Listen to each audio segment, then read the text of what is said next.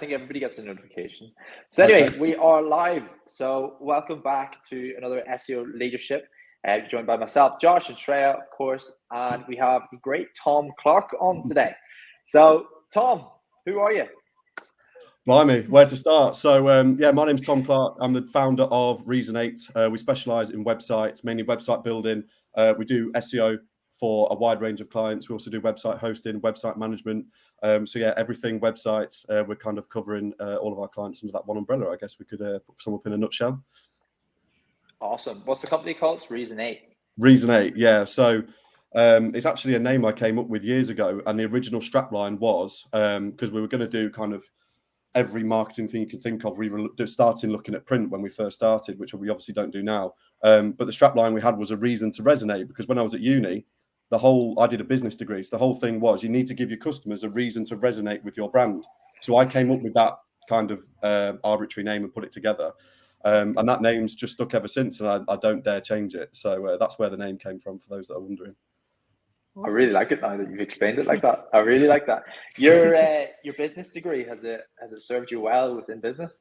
Yeah, I was on a podcast talking about this the other week, actually, and I think subject-wise, so things that I actually learned in the degree, I don't think have stood me in that much good stead in terms of moving forward and running a business myself. I think that mostly comes from just playing around and, trying things and seeing what works and doesn't work. The only thing I think uni did teach me was critical thinking, and possibly sometimes overthinking about things as well. Analysing everything that you do. What's the short-term impact? What's the long-term impact? So I think that's probably what I took most from uni. However, being crippled with a 60 grand debt, you could probably argue it's not really worth it. But that's what I took from university. And there was a couple of lectures and lecturers that I'm still in touch with now, and I've been in touch with ever since, that really had an impact on me. And they've kind of seen my journey and a lot of other kind of alumni's journeys as well into running their own businesses. So I think that kind of gives them a sense of gratification that what they do is working. Craig, my business partner, tweeted today, I think it was YouTube Premium over business degrees or something. Oh, definitely. Yeah. I mean, I subscribe to YouTube Premium. There's so much. Just for example, I've seen people on there that upload 12-hour Shopify courses that, sometimes you would pay thousands of pounds for, and these guys are putting it up completely free of charge. You can get a wealth of knowledge. I mean, to be fair, the reason I picked up my business is I saw a YouTube video, and it was this guy talking about how to start a digital agency in 2020. And I didn't copy everything that he did in the video, but I took a lot from that and put it into my own. There's another guy on YouTube as well called Jordan Platten, who actually specializes in kind of social media marketing agencies and stuff. But again, took a lot of stuff, just watching his videos, took a lot of that stuff into my own business. And that's basically where I've learned most of my stuff from. It's not from degrees, it's some bits from books. I'm not going to sit here and say that I've read loads of books. That would be completely untrue. A lot of it is from YouTube, trying it, seeing what works and what doesn't work. And that works best for me. Yeah, awesome. I think where the hack is with all that, because we've been there before. We've paid quite a decent amount of money for mentorships, for courses and all that. And I think what it is when you pay that amount of money, like in your head, you're like, right, you need to set time across and do this. But coming out of all of that, I think that there's a lot of noise out there, Tom, and I feel like everything's free on YouTube. Like if you're trying to find a solution to a problem, it's probably on YouTube somewhere or something like that. But yeah, I feel like there's a lot of noise when you're in those kind of things. But cool. So Reason 8, how long have you guys been running? So our third birthday was a couple of weeks ago. We're off this year, which is, thank you. It's when I took the plunge and started in 2021, I had an idea that I'd probably take it far, but I thought it would just be, just covers my bills and all that kind of thing. And I'll just do it kind of from home because without going into too much detail, I'm in quite a decent financial position where I don't have a mortgage and all that kind of thing. So I just have kind of basic bills to cover. I do have a child, which is probably more expensive than a mortgage anyway, especially when they're relatively newborn. But I'm in quite a thankful position for that. And it was just something that it was relatively low risk for me. And I just thought I'll give it a go. And if it doesn't work, then I'll just go back into my old job, which was teaching. Thankfully, I've not had to do that. And hopefully that never does happen. But it's just, I think when I was so scared of having to go back to a standard office job, or without sounding egotistical, working for somebody else and not being able to implement my own ideas and all that kind of thing, I'm so desperate not to go back to that's what drives me every single day to work as hard as possible. And I'm sure we'll get onto the kind of productivity side of it as well. And it's not, there's some days where yesterday I did 10 hours solid, didn't eat. And that's just because I was so busy trying to do stuff. There's a fine line between being a busy idiot and, just sitting at your desk for 9 hours, make it look like you're doing loads and not actually doing anything that's worthwhile. So, productivity is really important. And I'm sure we'll get into that as well. And that's something that I'm trying to focus on moving forward. Because that's something you have to do as a teacher. You've got a class of 30 standing outside, or you've got a bit of paperwork you need to do. You need to be able to work out which one's more important in your brain. And the things that are more urgent, you move to the top and you do them straight away, even if it's just like a really small win. And if it's something that's not as important and can wait, that moves to the bottom of the pile. And it's just literally through, daily basis, just working through the pile and just rearranging things in order of importance. And whether that's a mental thing or a physical thing that I write down, I've kind of tried to focus on that in running my own business. And that's a skill that I've developed over time. And I haven't really had a choice in doing so. So, Tom, this is more of a sort of personal question, but a lot of SEOs, the biggest advice is to have side projects. So after work, spend more time sort of investing in yourself and building up your side projects to help you learn and up your skill set. How did you, when you were teaching, go into saying, okay, cool, I'm going to start working on my side business and turning it into a reason 8? And what made you sort of have that jump to be like, okay, cool, I'm going to stop teaching now and just go straight into this? Yeah, I mean, teaching, it was kind of the straw that broke the camel's back because it was COVID 2020. And I had, let's imagine a class of 32 13-year-olds. You've got half of the class there and half of the class at home. So you're basically getting all the work for the kids at home based on their ability, and then you're having to do the class. And it was that plus the paperwork, plus parents' evenings, plus having to put grades in and tick all these boxes. It was just too difficult. And I loved teaching when I started it, and I ended up resenting it, which is a real shame, really. And I know there's a lot of people that are feeling the same. That's why people are leaving teaching every day, because it's just too much. It's not, you go into teaching for the classroom and the kids. You don't do it to be doing paperwork and all that kind of boring stuff. So, I took, during COVID, when I was obviously we're all at home, no one's in school and stuff. I decided that I needed to learn how to build a website for myself. So I'd done it previously in the previous years, but nothing really worked. And I'd never really used WordPress before. And the way, as I said previously, the way I learn is just by playing around with stuff, seeing what works and what doesn't work. And I still do that on a daily basis now. So I decided to just start up a side project just to keep me busy through the day. And it was a comparison site for fitness supplements. So if you imagine like protein powders, protein bars, all of this kind of stuff. And I was partnered with some of the biggest manufacturers in the world. And the whole point of this website was that people could go on, they could search what product they wanted to look for, they could look at the reviews, and then using my affiliate link, they could go and make a purchase. So without any prior knowledge of building a website on the side, really, I just did that, learned from, again, YouTube videos. There was a guy in India who does really in-depth videos on how to build all kinds of websites that you can imagine. And I literally just got that up on one side of the screen, got my website up on the other, and just started following what he was doing, trying loads of different things. And then around Christmas 2020, I actually sold that website to a guy in America. I don't know, he's not done anything with it, he's just closed it down. But I sold it to him. I sold it for a few thousand. So that was a decent bit of income for just a side project. But I learned a lot from that, from how to host a WordPress website, how to maintain it, what to do, how to do SEO, because obviously every product that was on the site, I wanted to be first for it. So, if it was like a My protein powder review, loads of people were searching it.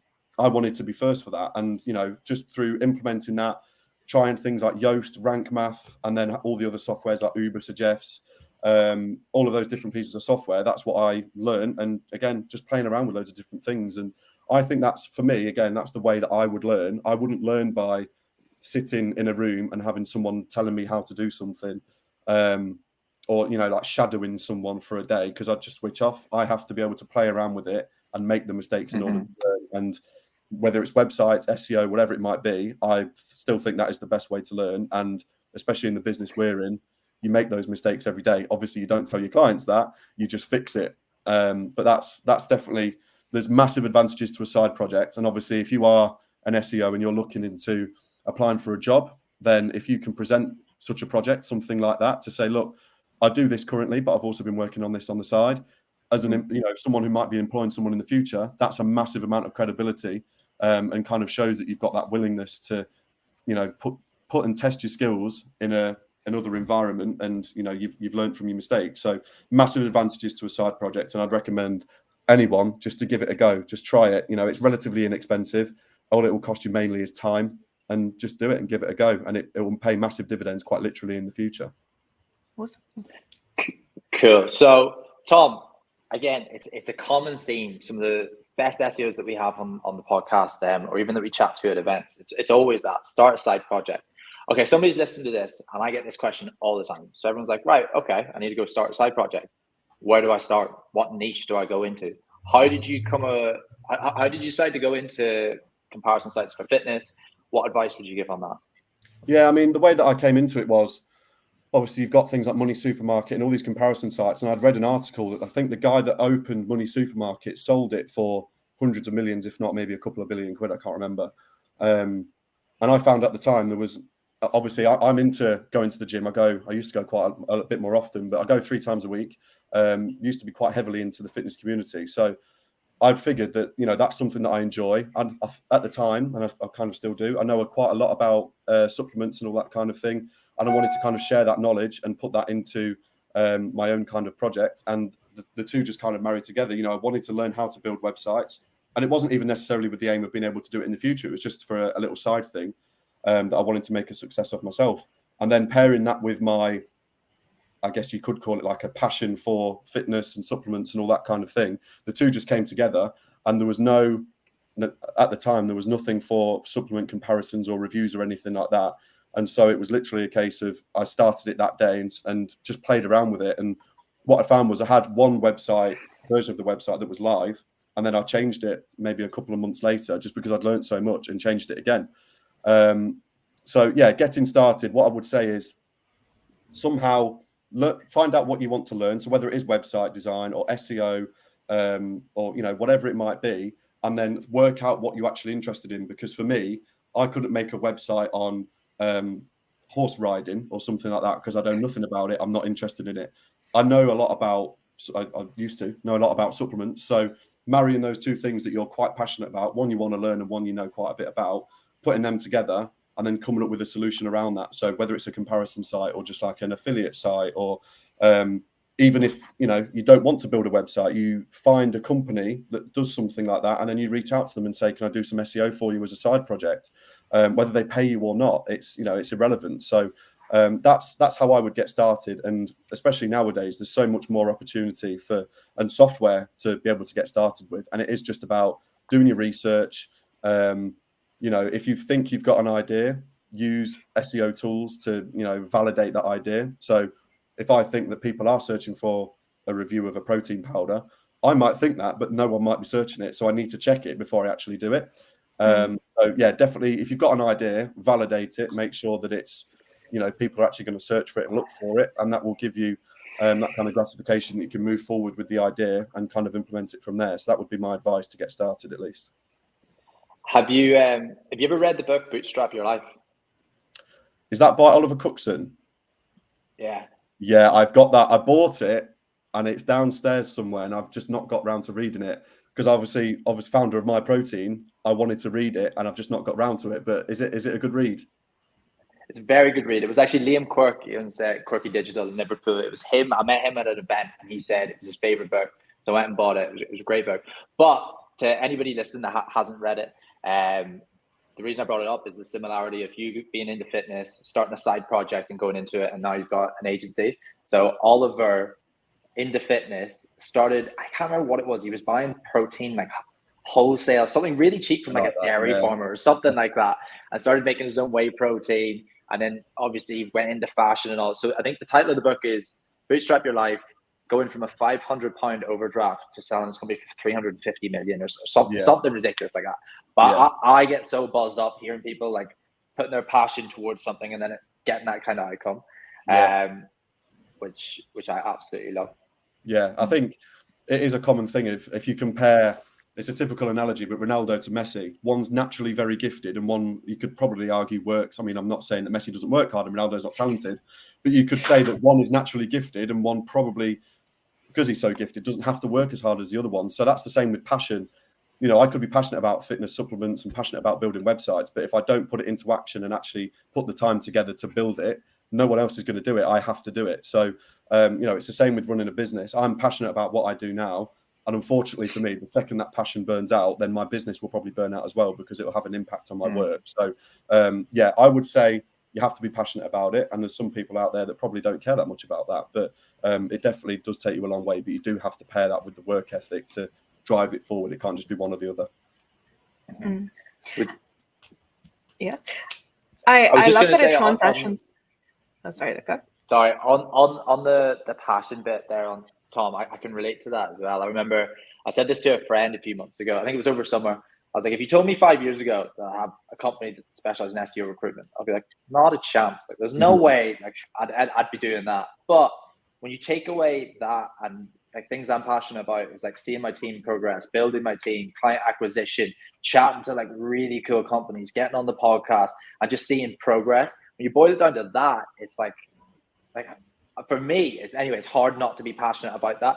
But if you just look at it as like, right, SEO recruitment, or maybe for you, website, if you like look at it from that, but if you zoom into it and all the little things that go into it, for me, I think there's passion that underlies quite a lot of things.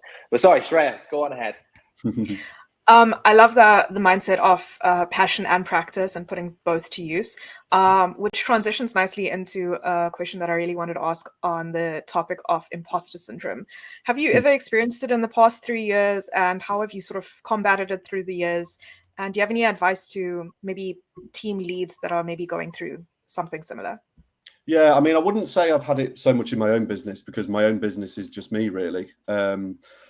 I probably had it so much more in teaching, and you know, regardless of the job role, I guess imposter syndrome is imposter syndrome. So, you know, as a 25-year-old, still relatively young, and I was teaching 18-year-olds. Some of them, I was a computer science teacher, so I mean, computer science wasn't even a subject when I was at school. So I had to learn the whole subject within 6 weeks, and then be able to go and teach it to year 7 to all the way to year 13. And there were some kids, even, you know, in year 9, that were better than me at computer science in terms of programming stuff. And I had to stand there and go, oh, you know, that's brilliant, well done. But I had no idea how they do it. I just had to wing it every day. And then there'd be sixth formers that, you know, were avid computer scientists that would ask me questions. And my fear was always, I don't know how to answer these questions, but it was a typical teacher response of, I'll go away and research it and come back to you, by which time they've forgotten about it. But that really kind of confirmed the imposter syndrome for me, because it was like, some of these kids know more about the subject than me, and I'm having to stand here as an adult and pretend to know what I'm talking about, when really I'm probably just regurgitating from a PowerPoint or a worksheet, or just setting them to do it and then getting them to mark it via a mark scheme or whatever. I wasn't really having to do much. That was definitely an imposter syndrome for me. But at the same time, if you really think about it, you are there for a reason. You know, I've gone through the interview process up against God knows how many other teachers, and I was selected. So they've obviously thought of me as the best fit for the job at that point. And that is, again, the validation for me of, you know, these people that have interviewed me, they've been in teaching for 15, 20 years. They've interviewed probably every kind of teacher under the sun, heard it all, and they've still chosen me to, you know, take on that role. And it wasn't just necessarily about teaching the children. It was, you know, the duty of care that comes along with that. That's a big responsibility. You know, from a legal standpoint as well, that's a lot of pressure. It can be sometimes. So you've got to be squeaky clean. And that imposter syndrome does kind of come into that of like, I don't know if I can do this. You know, there's teachers through there that have been doing this 15 years longer than me, and they're probably all better than me. They probably think I'm rubbish and all this kind of thing. So all these thoughts do go through your head. But like I just said, thinking about, you know, if it goes for a team leader or a junior SEO or something like that, if you think about maybe the interview process and potentially how many other people you went up against, there's a reason why you were selected. It might be your skills and your knowledge. It might be your personality and the way that they think that you fit into their culture. It could be all of those reasons. So imposter syndrome, I think sometimes you can get into your own head quite a lot. And yeah, I think with imposter syndrome, it's about proving it to yourself a little bit as well. You know, showing yourself, not other people, but showing yourself why you were selected and why you were there. because that then gives you the gratification of, I can, whether it's improving your own skills or networking with other people inside or outside the business that you work in, and growing those relationships. I think that kind of gets you out of that imposter syndrome kind of thing. And, I do have it a little bit in my own business where people come to me and say, we want to achieve this. And, they're a big company. I mean, when I started, I was working with really small ones, and now I've got big established business owners coming to me. And it's again of like, you trust me with this. But then, I've obviously earned that through the 3 years that I've been doing it. Maybe the stuff I post on LinkedIn, I'm building some kind of credibility.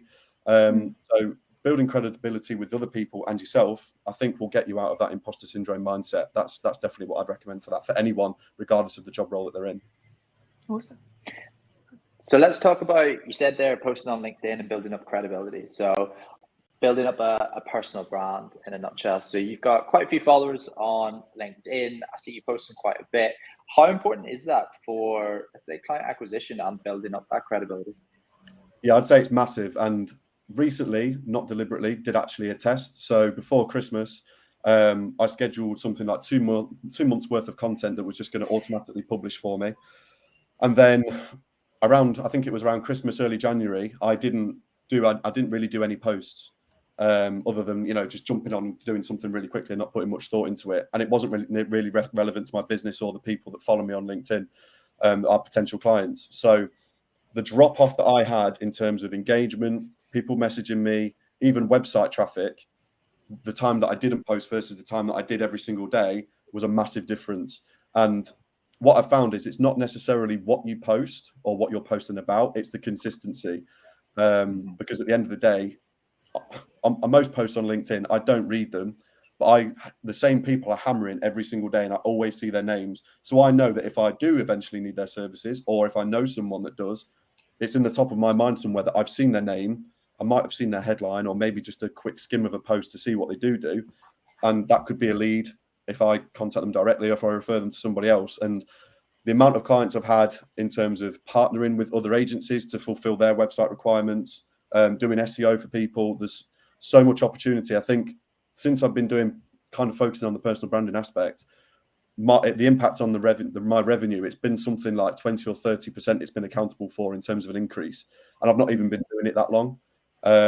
So yeah, I'd say to people, if you're not posting on LinkedIn, you're missing a massive opportunity. You can even use, there's a software called Dripify, which if you have LinkedIn Premium, you can build a list, automatically outreach to all those people. I actually had a message today from someone that I connected with. I dropped them a quick message to say, great to be connected. And they've come back to me and said, actually, we're looking for a website rebuild. And based on the website that they've got, that could be a few thousand. And that's literally just from spending 50 quid a month on a piece of software to do it for me. And that sounds disingenuous, and people might argue that that's not organic. But it's, balancing that with your day job, it's physically impossible to do all that yourself. You do need to enroll some help in that. So, automated outreach, consistently posting about your business or your life, or conversion posts. If you can put some resources out there that help people with their websites or the SEO, whatever it might be, and people see it or they download it, this all builds your authority, it all builds your credibility. And ultimately, hopefully, for whatever field you're in, they will see you as number one. And when they need you, they'll come to you and contact you. Absolutely. I love that. My sister owns a supplement company, so D2C, and she laughs at me every time I talk about like LinkedIn, and she always says, she's like, Josh, you're not busy, like actually working on the business and stuff. I'm like, well, LinkedIn, especially for a service-based business, is like a massive lead flow for like this week we've had 6 leads come through my LinkedIn, and like if they equate, then like it's beautiful. But again, even my friends like laugh. They're like, "Oh, Josh, you're always on LinkedIn. You're always doing this." I'm like, "Yeah, it's part of my business. Like without LinkedIn, we probably lose a massive share on it." But yeah, no, I think that's great. The last question I wanted to have for you on my side, I'm sure Shreya might have one more for you as well, is we're still in January, so we're still in that productivity month. Everybody's kind of head down, dry January, everything else. Well, actually, people are probably coming out of dry January now, so ready to go on it. But for me, this month, I really wanted to settle down on my productivity. If something notifies me, my head's over there, and then nothing gets done. So this month, I was serious, and the team have implementing it as well on like calendar blocking, time blocks, notifications off. Is there anything that you kind of do to make sure that you're productive throughout the day? Yeah, I mean, there's tiny things, and I wouldn't say that I'm ADHD, but I can be very easily distracted by the smallest thing. And what I find is if I am distracted, it then takes me 5-10 minutes to get back to where I was, or sometimes I don't even go back to it. So I needed to develop some kind of system for myself to be able to stop that from happening. So the first thing is a very small thing, noise cancelling earphones. Even if I'm not listening to anything, I'll put them on and it stops me from being distracted, or, you know, because I work from home. So if my little boy's crying downstairs or someone's coming round, I'm not distracted. Oh, who's that? I'm, you know, being distracted. So that's a massive but really easy kind of small win. The second thing is, it's really simple, just a to-do list every single day. I write it the night before. Yeah. So once I finish the day, it's like, right, what do I need to do tomorrow? So when I wake up, I don't have to come in and go, I need to get up to speed, because that'll probably take me half an hour. I have a to-do list of everything that I need to do, or what I want to achieve for that next day. And it's not stupid hustle stuff like, I want to get one lead and all this kind of stuff. It's literally the really smallest tasks, like check this website on tablet, or put together this SEO report, or add this client to the SEO software that we use, all of this kind of just really small stuff. And once you've finished it, there's no better feeling than crossing it off that list. So that's something that I do focus on as well. And blocking out time is something that I have done. So I decided that Mondays were my business days. So that could be reconciling things in accounting software. I block out time to go to the gym, respond to emails. If anything urgent comes up, then I'll deal with it. But I try and make sure that my Mondays are nothing client focused. It's all my business. So it could be me learning something new or playing around with my own little side projects. It could be, I might have a course that I want to do. It might be putting together a resource for me to get more leads, all of these kind of things. And you could go super granular into that. And you could say that every single day of your week, even, down to the hour, you focus on these certain things. But for me, it's just Monday at the moment is a business day. Fridays are kind of a wind down day for me. So that will be things like the gym, spending time with my little boy and my wife, and just, small things like that, and just finishing up for the week. And then again, to-do list for the next week for, when I come in, I'm ready to go. I know exactly what to do. So really simple things. There's nothing massively overcomplicated. I do have a Notion board that kind of keeps me up to track with where all my projects are. If I go on that, I know where I am at any one time. I know what needs to come next. I know what I need to do. So mixing Notion, I know there's a software called ClickUp, and then just with the manual things of a to-do list and blocking out time in your calendar to focus on certain things, kind of hold yourself accountable as well. So they were things that I tried to focus on for the last 6 months or so. Awesome. I love it. Well, look, I'm wary of your time, Tom. Thank you so much for coming on. Where can people find you if they need a new website, some SEO, or just want to chat? Yeah, so I mean, you can reach out to me on LinkedIn. That's probably the best place. So just type in Tom Clarke Reason 8. Hopefully I'll come up. If I don't, you can go to my website, reason8agency.co.uk, or you can give me a call, 01455 360 663. That's also a business WhatsApp. So if you want to drop me a message on there, it doesn't have to be business related. If you just want to chat or get some advice or whatever it might be, just drop me a quick message and I'll be more than happy to come back to you. No problems. Awesome. Perfect. Thank you so much for your time, Tom. Thank you very much for having me. Thank you so much. Thank you. All right. Chat soon. Bye.